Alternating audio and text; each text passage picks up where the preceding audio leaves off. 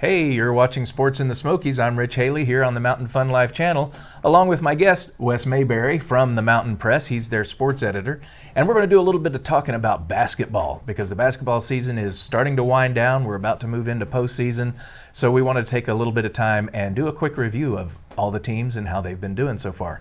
So Wes, thanks for coming out. I really appreciate it. Yeah, no problem. Thanks for the invitation. Oh, it's going to be fun. I know you are a huge basketball fan. Huge basketball fan, yes. So that's great. So before we get deep into it, what updates do we have as far as which games are postponed because of all the weather? Well, I do know the athletic director at Sevier County High School has already contacted me this morning saying they've canceled their home game against Cosby. Okay. This is Thursday. And Friday night, they're still supposed to play Jefferson County at home. Okay. It's a really big game, especially for the boys. It's a huge game. The girls would be a huge upset if they could get it, but it's even more important probably for the boys team, just because it means so much for them to stay atop the district standings. And it's hard to cancel or postpone district games when you only got a week left in the regular season. So absolutely. So the district games we kind of expect they're going to try to get them in if at all possible. Okay. Yeah. Well, we'll let you guys know about that whenever we get that information. I'll put it up on our Facebook page, and of course the coaches will get the notification as soon as they know. So we'll just have to play it by ear a little bit.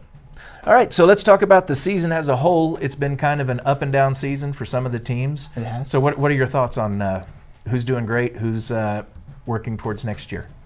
Working toward next year will be the Seymour boys. They've really struggled this year. And it's kind of a little bit of a surprise because they have lots of seniors on the roster. But that experience isn't translating to wins. They've just really struggled to keep up with the rest of the teams, no matter district play, non-district play. They did finally get their first win against Cobb County the other night. A big win for them. Yes. Just to get them off the schneid, mean they're not going to have a winless season. Right. On the other end of that spectrum, Northview girls killing man. it. Killing they it are this powerful. year. It took a career high 33 points to Ivy Bales to beat them. And I mean, other than that, they did lose to a AAA team in Heritage earlier. But other than that, I mean, they've just been killing it every single night out. Yep. I went to their game against Union County the other night, and there was nothing you could do to stop them. Right. If you jammed the inside, they were raining in threes. Right. And if they could get inside, they were going to score. They were going to rebound. It was just phenomenal. Right.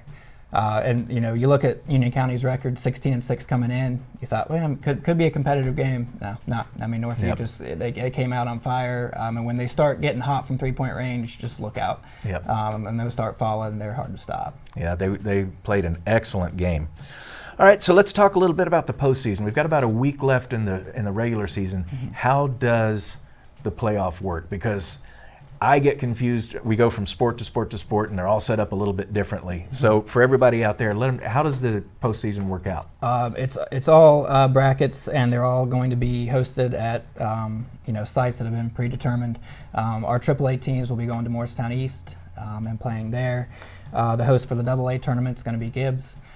So these teams are going to have to be comfortable playing on the road because every game will be on the road. Okay. No matter if you're one seed or the last seed, you're going to be playing at these sites. But you do want to be the number one seed because that'll, supposedly give you the easiest path to the championship. Right. And lucky for us, we do have to look like two number one seeds in AAA. Sevier County boys are looking to probably be the number one seed if they can, beat Jeff County. They'll get that. And Northview girls have already clinched in AA. So those are looking good. As far as AA boys, it's really a toss-up. It really is. I mean, Carter does look like the best team, but GP beat them the other night and soundly beat them. Yeah. And so I mean, they could do it again. Yeah. They're currently projected as the 3 seed. currently in that 3rd position, but they're coming on strong. That's a team that's coming on strong, kind of like the GP girls. Right. They, were 500. Around that 500 mark for much of the season, and here they are coming on late, kind of like they sometimes normally do. Yep. And with Ivy Bales, I mean, they can be a force to be reckoned with. Yep. I think that's always a sign of good coaching when your team starts to coalesce towards the end of the season. Right. You realize that they've been practicing, they've been improving. All right, so let's kind of look at. I did have one quick question. I believe it was GP versus AE was also canceled due to sickness, and that is a district game. Are they going to make that up, or is it's just gone? That's not a district game. That's right, just in football. So non-district, so they're probably not going to make that I up. don't think, and the game against Morristown West, Yep. Another game that got canceled or postponed, with only a week left in the regular season, I don't know how much importance they put on being able to make those games up. Okay, so those just may be lost. Yeah. All right, so let's go ahead, and what we're going to do next is take a look at each team, and we're going to walk through their season and how they've been, talk about some of the more impressive players, and what their outlook is going forward. So let's start off with Sevier County. Sevier County, we'll start out with the boys, just having a great season, building off of their state appearance last year. And I mean, Wes Maples, Cam McElhaney, the seniors there, just continue to get better and better and lead that team like seniors should. And you always, the consistent coaching of Coach Ken Wright, just still doing a fantastic job. Cleveland, the #1 team in the AP poll in AAA, they almost beat them in a Thanksgiving tournament in Pigeon Forge earlier this season. So the potential is there. And they've just been building win after win after win. They had a little hiccup when they lost senior Marvin Castro, their starting point guard, to injury, but right. they've gotten back on track. Okay. Sevier County, the girls team, they're relying on a lot of freshmen, but they have a strong junior class led by McKenna Loveday and Amanda Claybo and Emma Husky. They sometimes they struggle to score at times, but they play such good defense that sometimes that doesn't matter. I mean, they won a game scoring 20, 30, 25, 30 points. That they can win that way if they have to. Okay. That's a nice thing to keep in your pocket. Yeah. So let's talk about their AAA rivals, although on the boys' side, that's kind of hard to call it a rivalry right now, Seymour. Yeah, Seymour, I mean, both games, Sevier County versus Seymour on the boys' side, not even close.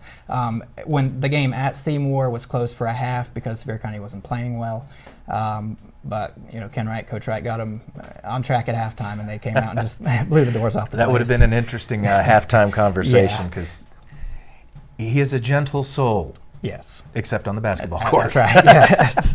And Seymour, on the girls' side, beat Sevier County for the first time in a while earlier this year, and that was at Sevier County. Yeah. Big win for the Lady Eagles, but Macy Pittner, their best player, was ill with the flu in the rematch at Seymour, and they just couldn't get any kind of scoring outside of her really too much. And that was one of those low-scoring games that Sevier County played defense just well enough to win the game. So the Seymour girls, I believe they're 9-11, 5-3 in the district. So they're doing better in district play than they are overall. That's correct. I mean, Seymour girls, I have them at 6-6. Okay. This is. They have 6 district wins, which is, I think, the same amount as they had maybe combined in the previous 2 years. Yeah. So they are building under Coach Hernandez, Greg Hernandez.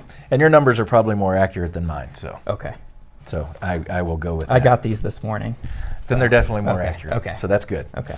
All right, so that's AAA. Let's move down to the AA.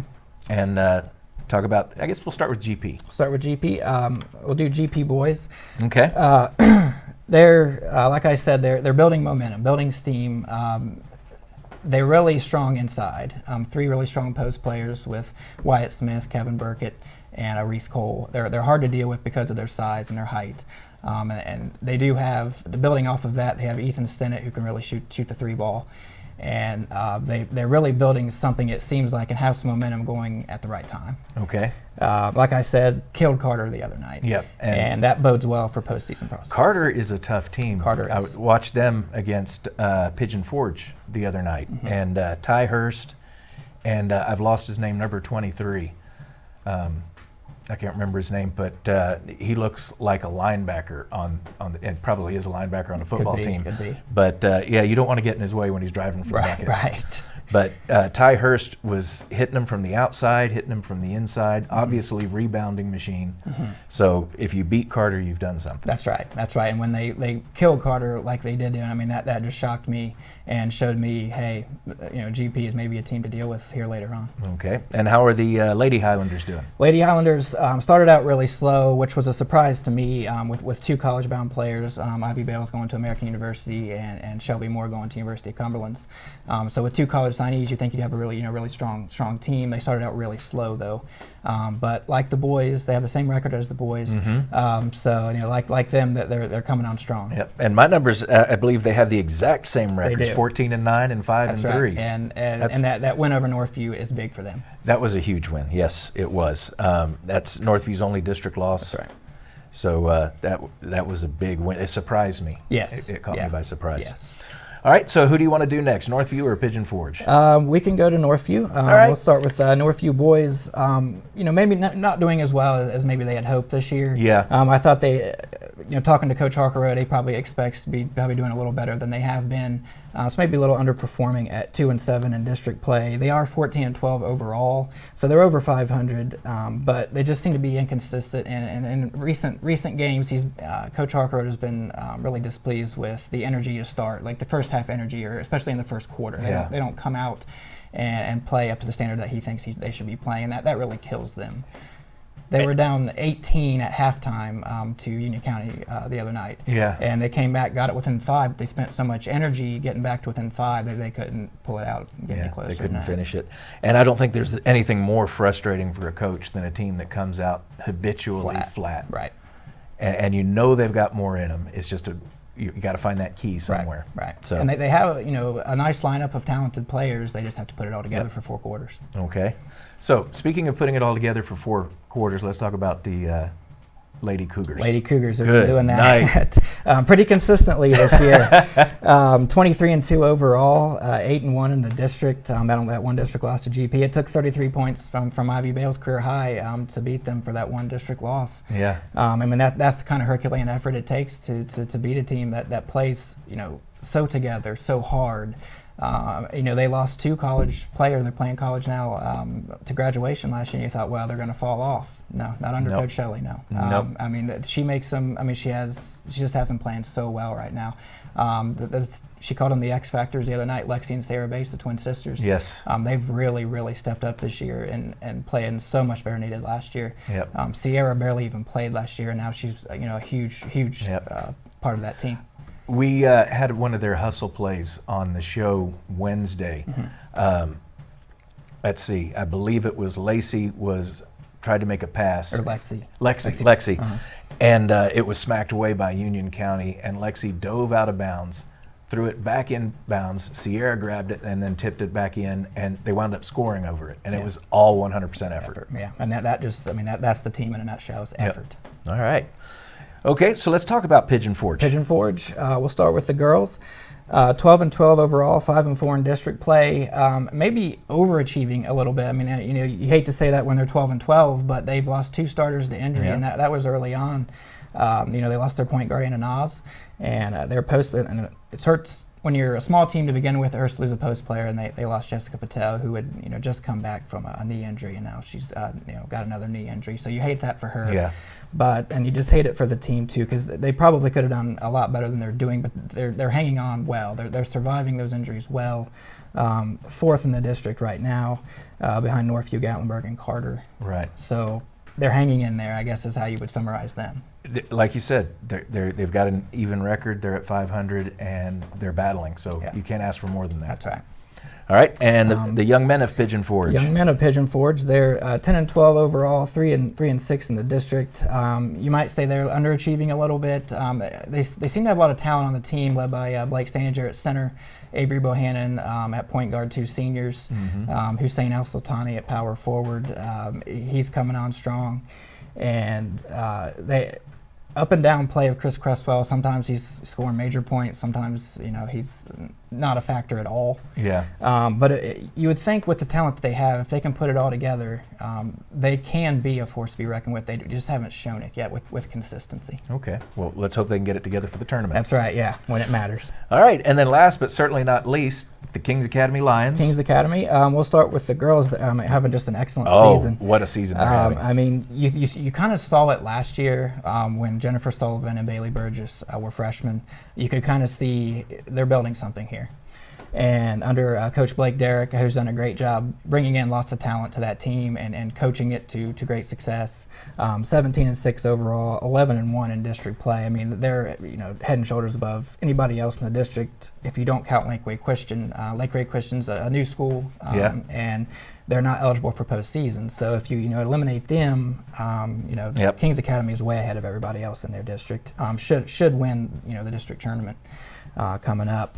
I know they embarrassed my alma mater, Knoxville Webb. Yeah. I mean, nobody can seem to compete with them in that district. With those two sophomores, Jennifer and Bailey, and then senior Taylor Carter, who they added from Grace Christian, a transfer, they've got a strong unit. Should be a force to be reckoned with in the postseason with state possibility. Awesome. Excellent. And the boys? The boys are having a little bit of a down year under first-year head coach Matt Mercer. They're 10-12 overall. They need to find more consistency. And another problem with them is they have just a difficult, tough schedule. Yeah. I mean, they're playing so many teams that have D1 prospects, D1 signees, on their rosters. It's hard to compete against that.